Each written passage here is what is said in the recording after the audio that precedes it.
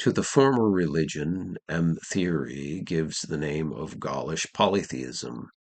A similar distinction must have existed in Britain, though our own writers do not seem generally to have carefully observed it.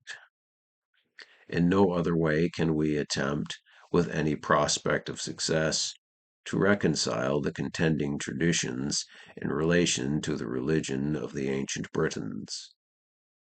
The Roman writers have attributed a polytheistic form of religion to the people of the coast, derived apparently from Greece, the gods having only assumed different names. This religion was very far removed in its character from the bloody and mysterious rites of the Druids, who seem to have brought the forms and objects, but not the spirit of their sanguinary and mysterious worship from the Far East. The Masonic writers, who have sought to trace some connection between Druidism and Freemasonry, have unfortunately too much yielded their judgment to their imagination. Having adopted a theory, they have, in their investigations, substituted speculation for demonstration and assumptions for facts.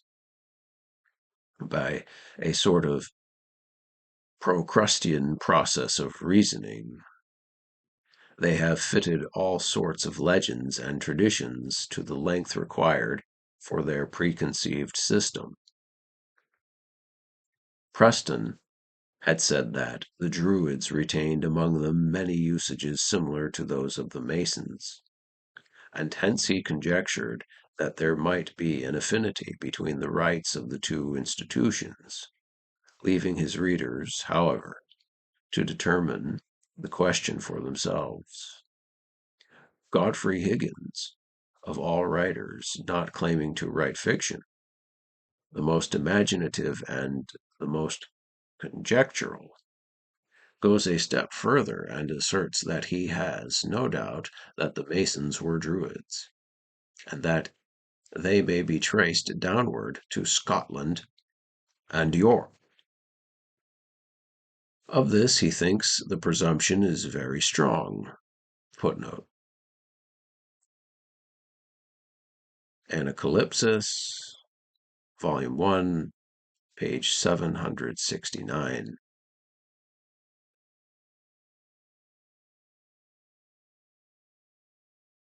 Hutchinson thinks it probable that some of the rites and institutions of the Druids might be retained in forming the ceremonies of the Masonic Society. Footnote. Spirit of Masonry, Lecture 3, page 41. The theory of Dr. Oliver connected Druidism and Freemasonry in the following way. The reader must be aware, from what has already been said, that the doctor held that there were two currents of Masonry that came contemporaneously down the stream of time. These were the pure Freemasonry of the patriarchs that passed through the Jewish people to King Solomon and thence onward to the present day, and a schism from this pure system fabricated by the pagan nations and developed in the ancient mysteries, which impure system he called the spurious Freemasonry of antiquity. From this latter system he supposes Druidism to have been derived. Therefore, in support of this opinion, he collates in several of his works, but especially in his History of Initiation, the rites and ceremonies of the Druids with those of the Eleusinian, Dionysian, and other mysteries of the pagan nations, and attempts to show that the design of the initiation was identical in all of them and the forms very similar. But true to his theory that the spurious Freemasonry was an impure secession or offshoot from the pure or patriarchal system, He denies that modern Freemasonry has derived anything from Druidism, but admits that similarity in the design and form of initiation in both which would naturally arise from the origin of both from a common system in remote antiquity. We have therefore to consider two theories in reference to the connection of Druidism and Masonry. The first is that Freemasonry has derived its system from that of the British Druids.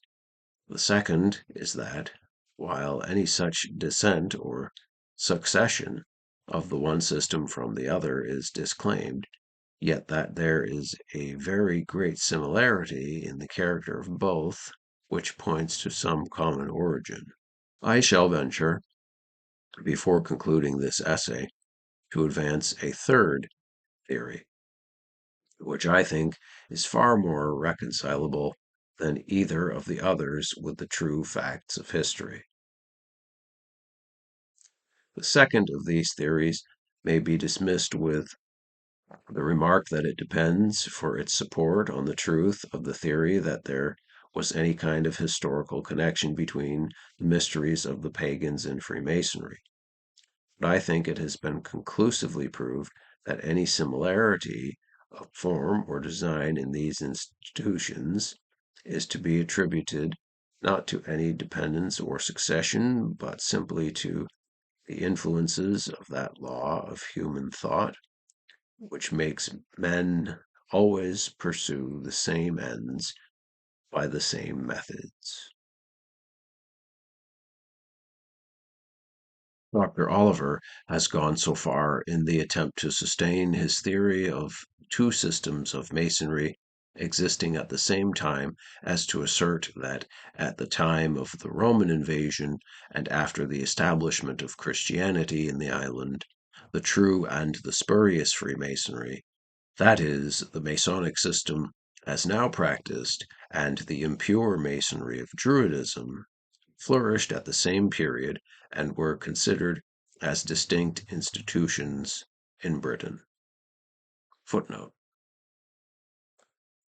On Freemasonry, Evidences, Doctrines, and Traditions, Number 1, in Freemasons' Quarterly Review, 1840, page 15.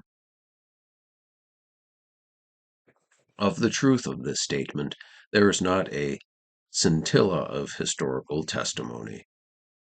Even if we were to accept the doctrine of Anderson that all great architects in past times were Freemasons, we could hardly dignify the rude carpenters of the early Britons and Anglo-Saxons with the title of Masonry.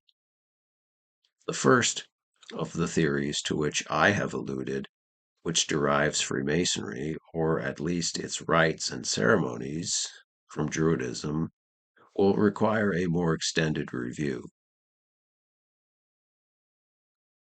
In the first place, we must investigate the methods by which it is supposed that the Greeks and Pythagoras communicated a knowledge of their mysteries to the Druids in their secluded homes in uncivilized Britain. It is supposed that the principal seats of the British Druids were in Cornwall, in the islands adjacent to its coast in Wales, and in the island of Mona, that is to say, on the southwestern shores of the island. It is evident that in these localities they were accessible to any of the navigators from Europe or Asia who should have penetrated to that remote distance for the purpose of commerce. Now, just such a class of navigators was found in the Phoenicians, an adventurous people who were distinguished for their spirit of maritime enterprise. The testimony of the Greek and Roman writers is that in their distant voyages in search of traffic, the Phoenicians had penetrated to the southwestern shores of Britain, and that they loaded their vessels with tin, which was found in great abundance in Cornwall and the Scilly Islands on its coast. The theorists who suppose that the religious rites practiced by the Phoenicians at home were introduced by them into Britain are required, in proof of their theory, to show that the Phoenicians were missionaries as well as merchants, that they remained long enough in Britain at each voyage to implant their own religious rites in the island, that these merchant sailors, whose paramount object was evidently the collection of a valuable and profitable cargo, would divert any portion of the time appropriated to this object to the propagation among the barbarians whom they encountered in the way of business, of the dogmas of their own mystical religion, that if they were so disposed, the Britons were inclined during these necessarily brief visitations to exchange their ancient religion, whatever it was, for the worship attempted to be introduced by the newcomers, and, finally, that the fierce and sanguinary superstition of the Druids, with its human sacrifices, bore any resemblance to or could have possibly been derived from the purer and more benign religion of the Phoenicians.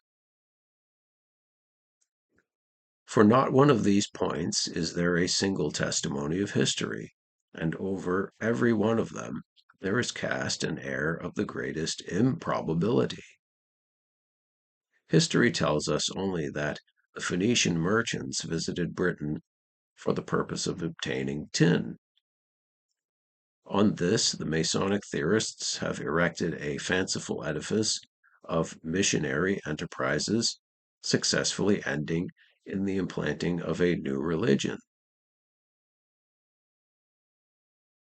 Experience shows us how little in this way was ever accomplished or even attempted by the modern navigators who visited the islands of the Pacific and other unknown countries for the purposes of discovery. Nor can we be ignorant of how little progress in the change of the religion of any people has ever been effected by the efforts of professed missionaries, who have lived and labored for years among the people whom they sought to convert. They have made, it is true, especial converts, but in only a very few exceptional instances have they succeeded in eradicating the old faith of a nation or a tribe and in establishing their own in its place.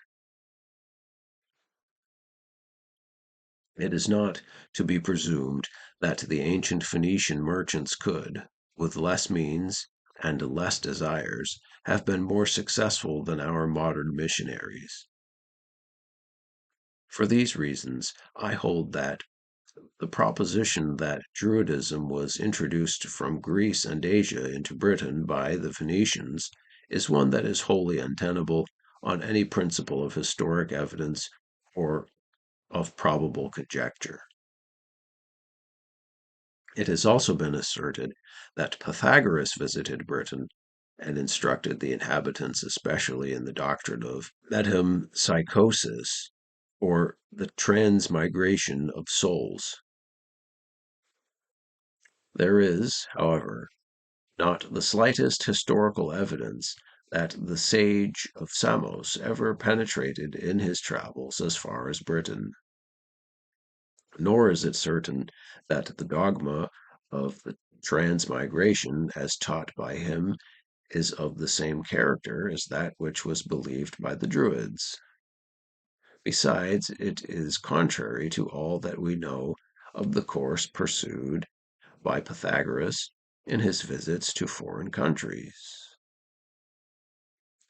He went to learn the customs of the people and to acquire a knowledge of whatever science they might possess.